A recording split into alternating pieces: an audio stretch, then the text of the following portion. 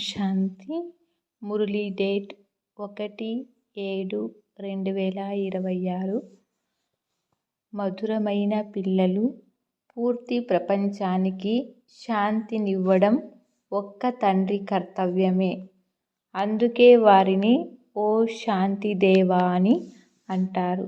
కనుక శాంతి బహుమానం కూడా తండ్రికే లభించాలి. ప్రశ్న: ఏ పిల్లలు బాబాని పూర్తిగా అనుసరించగలరు? జవాబు: ఎవరైతే బాబా సమానంగా పావనంగా అవుతారో వారే పూర్తిగా అనుసరించగలరు. ఎవరు పక్కా ప్రేయసులుగా అవుతారో వారే ప్రియతముడైన నన్ను అనుసరించగలరు. అలాంటి ప్రేయసులనే నా జతలో తీసుకొని వెళ్తాను. ఆవు తోక పట్టుకొని ఒడ్డుకు చేరారని శాస్త్రాలలో చూపిస్తారు. ఇప్పుడు ఇక్కడ ఆవు విషయం గాని తోక విషయం గాని లేదు. పాట: నీవు ప్రేమ సాగరులు. ఓం శాంతి. బాబ్దాదా ఇరువురు ఉన్నారు కదా. ఆత్మల తండ్రి శివబాబా అని ఇప్పుడు పిల్లలైన మీకు తెలుసు. నేను పతిత పావనుడును, నిరాకారుడును అని కూడా మీరు అర్థం చేసుకున్నారు. మీరు కూడా నిరాకారులే, శాంతి స్వరూపులే. నిరాకార తండ్రి కూడా శాంతి స్వరూపుడే. ఆత్మ కూడా శాంతి స్వరూపమే.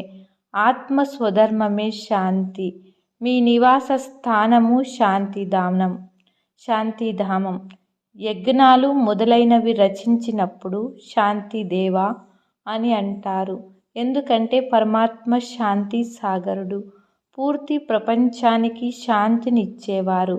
ఆ తండ్రియే. శాంతి బహుమానాలు లభించిన వారు చాలామంది ఉన్నారు.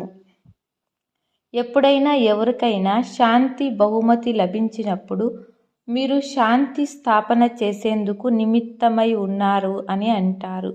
ఇందులో గొప్ప గొప్ప వారి పేర్లు తీసుకుంటారు. ఇప్పుడు పూర్తి ప్రపంచంలో శాంతి కావాలి. లేకుంటే అశాంతిలో ఉండేవారు ఇతరుల్ని కూడా అశాంతి పాలు చేస్తారు. ఇది రావణ రాజ్యం. రావణుడు శత్రువు కదా. రాముని శత్రువు అని అనరు. రాముని బొమ్మను ఎప్పుడూ తగలబెట్టరు. త్రేతాయుగ రాముని బొమ్మను కానీ పరంపిత పరమాత్ముని బొమ్మను కానీ తగలబెట్టలేరు. రామరాజ్యము కావాలని అందరూ కోరుకుంటారు. కానీ రామరాజ్యముని దేనినంటారో ఎవ్వరికీ తెలియదు. కేవలం కొత్త ప్రపంచం కావాలని, కొత్త ఢిల్లీలో రామరాజ్యం ఉండాలని అంటారు. కొత్త ఢిల్లీ అని అంటారు. అనేక పేర్లు పెడుతూ ఉంటారు. ఢిల్లీ అందరికీ రాజధానిగా ఉంటుంది. ఢిల్లీయే దైవీ రాజ్యం, పరిస్థానంగా ఉండేది.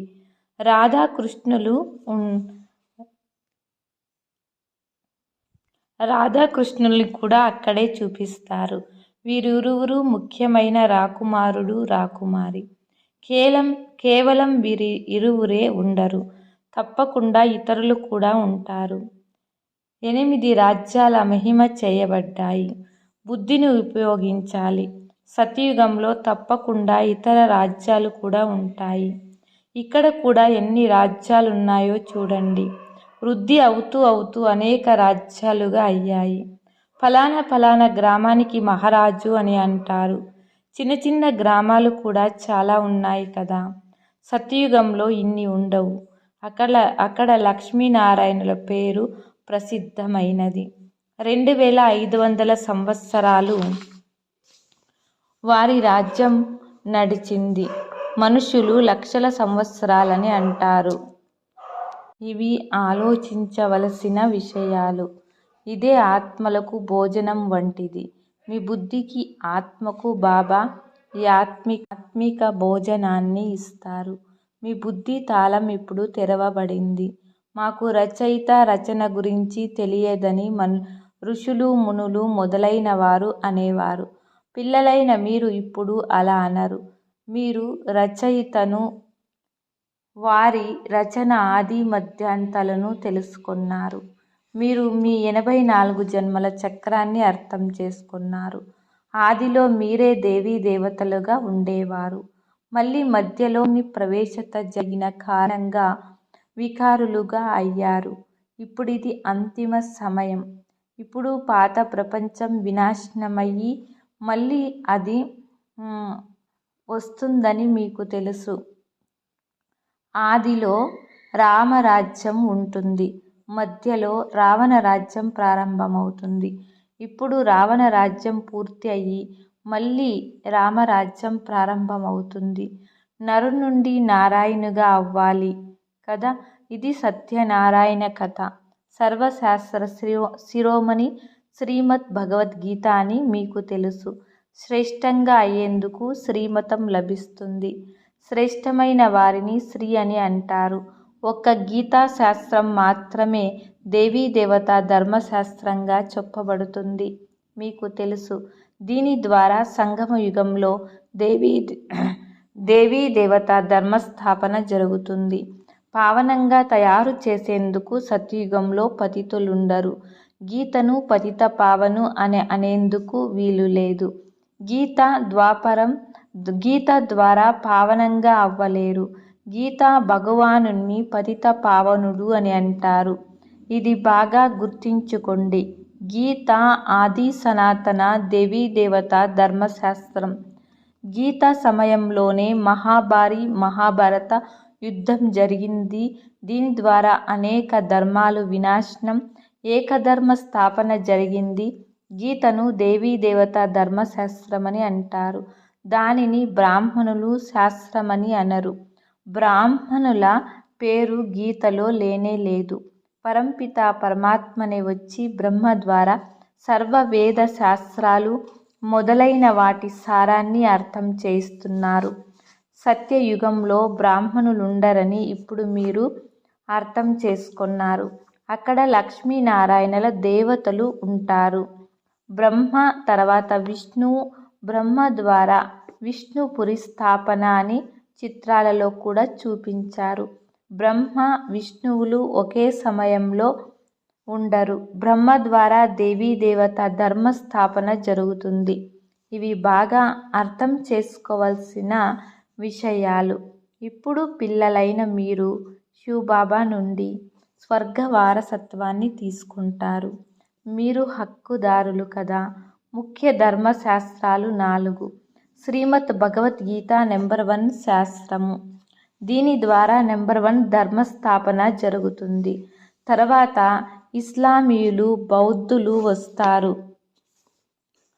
ఒక్క గీతలో మాత్రమే శ్రీమద్ భగవద్గీత అని వ్రాయబడి ఉంది. వేరే శాస్త్రాల్లో శ్రీమతం లేదు. శ్రీమత్ ఇస్లాం లేక శ్రీమద్ బౌద్ధ శాస్త్రములని మహిమ చేయబడలేదు. శ్రీమద్ భగవద్గీత ఒక్కటే. దీని ద్వారా ఏ ధర్మస్థాపన చేశారు? ఆది సనాతన దేవీదేవత ధర్మస్థాపన జరిగింది. స్థాపన అంతిమ సమయంలో జరుగుతుంది. ఇవి అర్థం చేసుకోవాల్సిన విషయాలు. ఇప్పుడు తండ్రి మనల్ని టీచర్ రూపంలో చదివిస్తూ ఉన్నారని బుద్ధిలో ఉండాలి. బాబా మన తండ్రి కూడా అయ్యారు, టీచర్ కూడా అయ్యారు. బాబా చదువు ద్వారా సర్వులకు సద్గతినిస్తారు కనుక సద్గురువు కూడా అయ్యారు. తండ్రిని అందరూ స్మృతి చేస్తారు. ఇప్పుడు గీతలో కృష్ణుని పేరు వేసేశారు. అతడు జ్ఞానసాగరుడు కాదు. అతడిని జ్ఞానసాగరుడైన తండ్రి అలా తయారు చేశారు కనుక వారు టీచర్ కూడా అయ్యారు. ఇక్కడ మీరు కొత్త విషయాలను వింటారు. శాస్త్రాలు మొదలైనవి చాలా చదువుతూ వింటూ వచ్చారు. ఇప్పుడు మీరు తండ్రి ద్వారా నేరుగా వింటారు. మొదట దేహదారి మనుషుల ద్వారా విన్నారు. ఆత్మలమైన మనం వాస్తవానికి అశరీరులుగా ఉండేవారం. తర్వాత శరీరాన్ని ధరించామని ఇప్పుడు మీరు అర్థం చేసుకున్నారు. తండ్రి కూడా అశరీరియే. శివలింగాన్ని తయారు చేస్తారు కదా. ఆత్మ శరీరం ద్వారా వారిని పూజిస్తుంది. ఓ పరంపిత పరమాత్మ వచ్చి పతితులైన మమ్మల్ని పావనంగా చేయమని కూడా పిలుస్తారు. లింగ పూజ కూడా చేస్తారు. కానీ ఆ లింగం మనం పిలుస్తున్న పతిత పావనుడైన తండ్రి అని తెలియదు.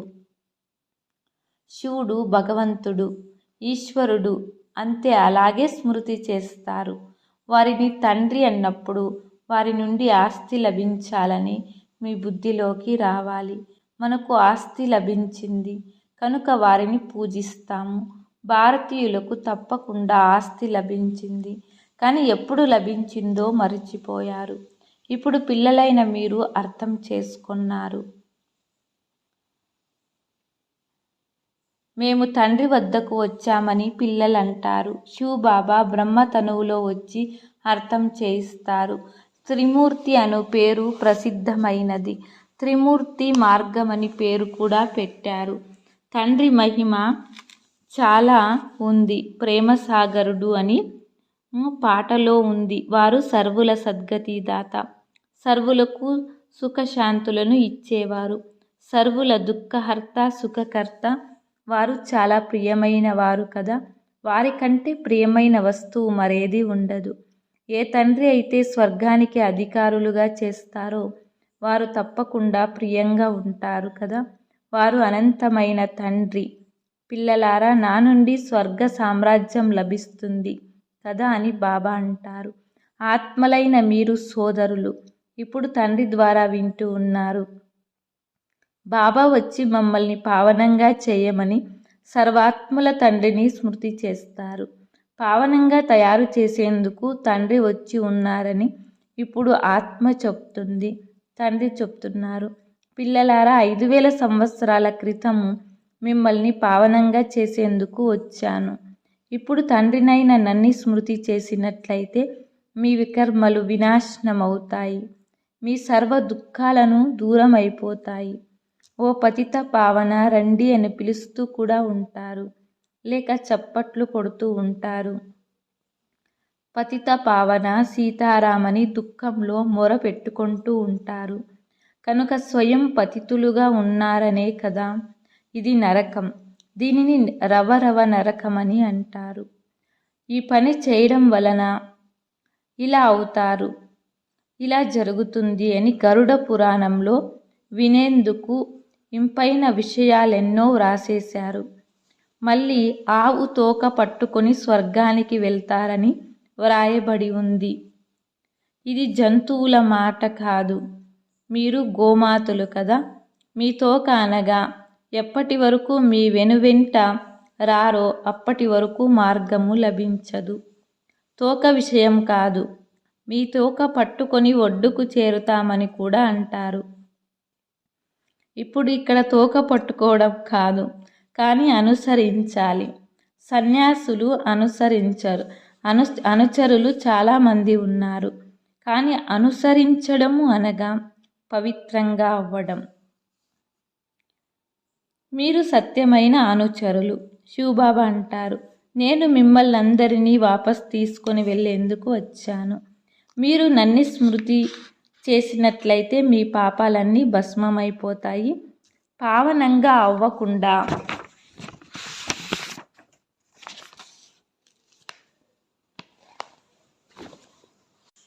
అనుసరించలేరు. శివబాబాని పూర్తిగా అనుసరించాలి. అనుసరించడం కొరకే మీరు ఇక్కడ కూర్చొని ఉన్నారు. భక్తి మార్గంలో కూడా నన్ను స్మృతి చేస్తూ వచ్చారు. ఆత్మలందరూ ప్రేయస్సులు. పరమాత్మ ప్రియుడని మీకు తెలుసు. ఆత్మలు వారిని స్మృతి చేస్తారు. వారు తీసుకొని వెళ్ళేందుకు వచ్చారు. నన్ను అనుసరించినట్లయితే మిమ్మల్ని జతలో తీసుకొని వెళ్తాను అంటారు.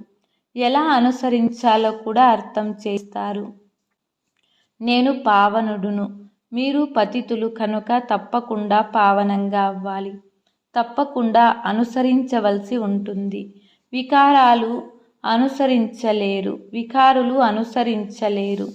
అనుసరించేందుకు నా సమానంగా పవిత్రంగా అవ్వండి. నేను పతితులను నా జతలో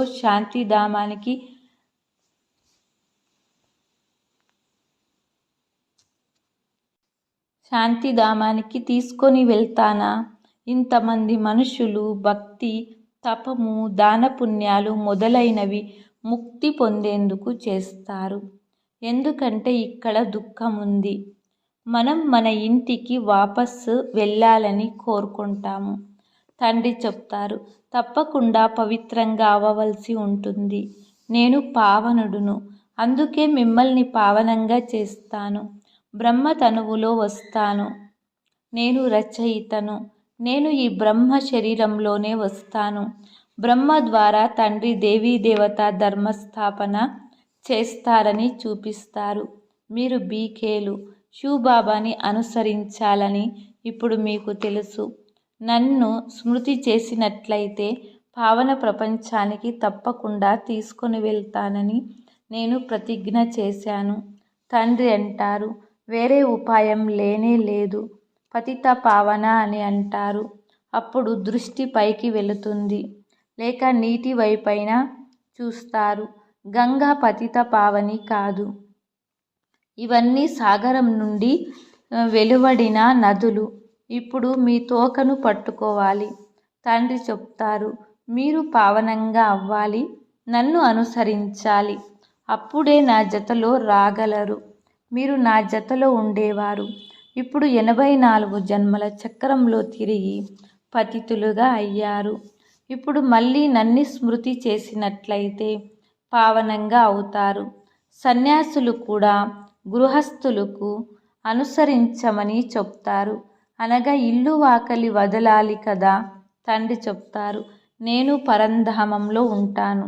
మీరు కూడా వస్తారా, లేక ఇక్కడ విషయసాగరంలో ఉండడమే బాగుందా? ఓ పతిత పావన, రండి అని మీరు పిలుస్తూ వచ్చారు.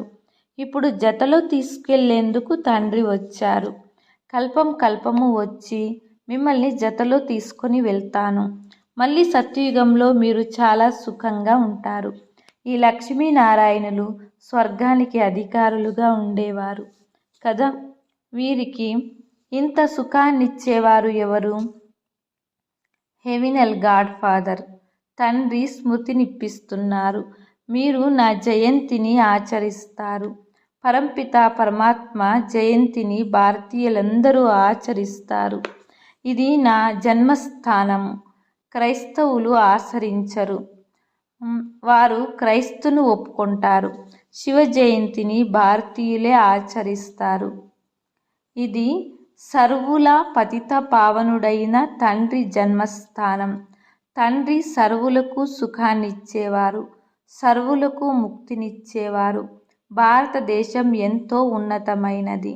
డ్రామా అనుసారం నా పిల్లలు చాలా దుఃఖితులైనప్పుడు వారసత్వమునిచ్చేందుకు వస్తాను. బాబాకు తెలుసు, తండ్రి జ్ఞానసాగరులు, సుఖసాగరులు. వారు పిల్లలకు వారసత్వంనిస్తూ ఉన్నారు. నన్ను అనుసరించండి అని బాబా చెప్తున్నారు. ఆత్మలమైన మనం వికారులము కనుక శరీరం కూడా వికారిదే లభిస్తుందని తెలుసు. సత్యయుగంలో ఆత్మలు పవిత్రంగా ఉంటుంది కనుక శరీరం కూడా పవిత్రమైనదే లభిస్తుంది. పిల్లలు పావనంగా అవ్వండి. స్మృతి ద్వారానే తమో ప్రధానం నుండి సతో ప్రధానంగా అవుతారని తండ్రి చెప్తూ ఉన్నారు. మంచిది. మధురాతి మధురమైన అపురూపమైన పిల్లలకు మాత్పిత బాప్దాదాల ప్రియస్మృతులు మరియు గుడ్ మార్నింగ్. ఆత్మిక పిల్లలకు ఆత్మిక తండ్రి నమస్తే. ఆత్మిక తండ్రికి ఆత్మిక పిల్లలం నమస్తే నమస్తే. ధారణ 1వ పాయింట్. తండ్రి నుండి స్వర్గ వారసత్వాన్ని తీసుకొనేందుకు ఆత్మలమైన మనం పరస్పరంలో సోదరులమని పక్కా చేసుకోవాలి. చాలా ప్రేమగా ఉండాలి. ఎలా బాబా ప్రియాతి ప్రియమైన వారు అలా ప్రియమైన వారిగా అవ్వాలి. 2వ పాయింట్. బాబా సమానంగా పావనమై బాబాని పూర్తిగా అనుసరించాలి. తండ్రి జతలో ఇల్లైన శాంతిధామానికి తిరిగి వెళ్ళేందుకు తప్పకుండా పావనంగా అవ్వాలి.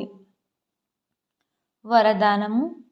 నిర్బల ఆత్మలలో శక్తి ఫోర్సును నింపే జ్ఞానదాత నుండి వరదాత భవ. వర్తమాన సమయం నిర్బల ఆత్మలలో జంప్ చేసే శక్తి లేదు. వారికి అదనపు ఫోర్స్ కావాలి. కనుక విశేష ఆత్మలైన మీరు స్వయంలో విశేషమైన శక్తి నింపుకొని వారికి హై జంపును ఇప్పించాలి. అందుకు జ్ఞానదాతతో పాటు శక్తుల వరదాతులుగా అవ్వండి. రచయిత ప్రభావం రచనపై పడుతుంది. కనుక వరదానులుగా అయి మీ రచనకు సర్వశక్తులు వరదానం ఇవ్వండి. ఇప్పుడు ఈ సేవ యొక్క ఆవశ్యకత ఉంది. స్లోగన్: సాక్షిగా అయి ప్రతి ఆటను చూస్తూ సురక్షితంగానూ ఉంటారు, సంతోషం కూడా వస్తుంది. అవ్యక్త సూచన: జ్వాల స్వరూప స్థితిలో ఉండి శక్తిశాల స్మృతిని అనుభవం చేయండి. మహా తపస్వి ఆత్మలైన మీరు జ్వాలారూప శక్తిశాలి స్మృతి ద్వారా ప్రాప్తి యొక్క కిరణాలను అనుభవం చేయండి మరియు చేయించండి. మీ తపస్వి స్వరూపం అనేది ఇతరులకు ఇచ్చే స్వరూపం.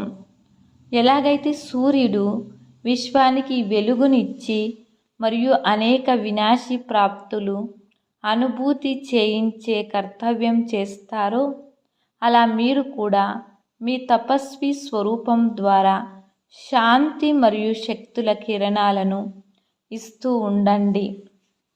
ఓం శాంతి.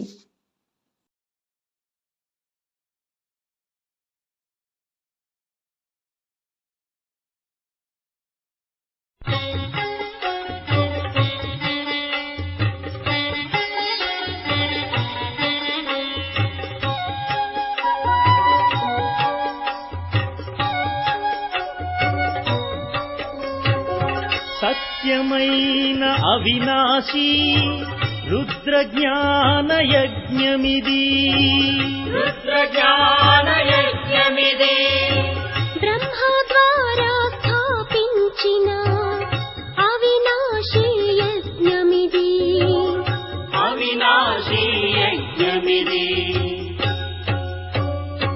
సత్యమైన అవినాశీ రుద్రజ్ఞాన యజ్ఞమిది.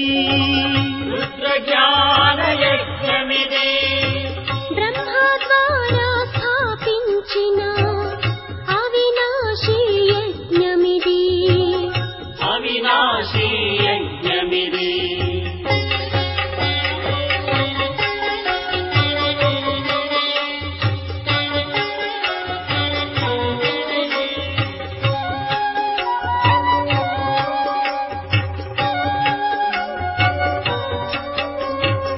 మనోవృత్తులు కలుషితమై పెచ్చు పెరిగే కాలుష్యం. మనోవృత్తులు కలుషితమై పెచ్చు పెరిగే కాలుష్యం. సహజమైన సంపదలు తరిగిపోయే ఈనాడు. సహజమైన సంపదలు తరిగిపోయే ఈనాడు. మానవ మారణ హోమానికి నాంది పలికే వక్రబుద్ధి సత్యమైన అవినాశీ రుద్రజ్ఞాన యజ్ఞమిది. బ్రహ్మ ద్వారా స్థాపించిన అవినాశీ యజ్ఞమిది.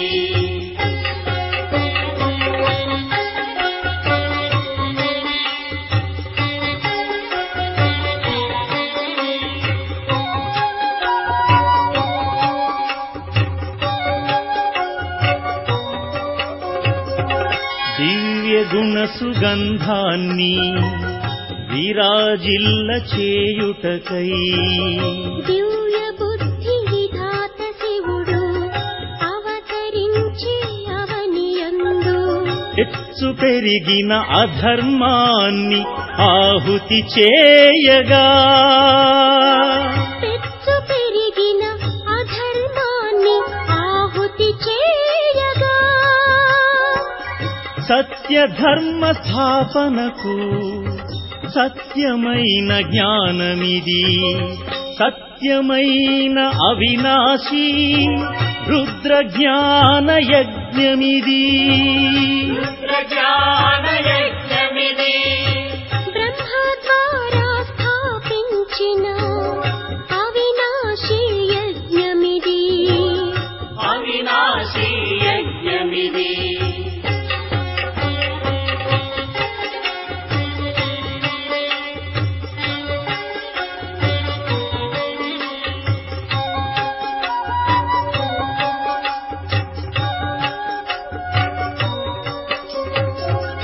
ప్రతి కల్పము కల్పతరువు ఈశ్వరీయ యజ్ఞము. ప్రతి కల్పము కల్పతరువు ఈశ్వరీయ యజ్ఞము. అవగుణాలను ఆహుతి చేయు అవినాశీ యజ్ఞమిది. అవగుణాలను ఆహుతి చేయు అవినాశి యజ్ఞమిది. సోమరస భాండముతో అమరులుగా మార్చును సత్యమైన అవినాశి రుద్ర జ్ఞాన యజ్ఞమిది. బ్రహ్మ ద్వారా స్థాపించిన అవినాశి యజ్ఞమిది.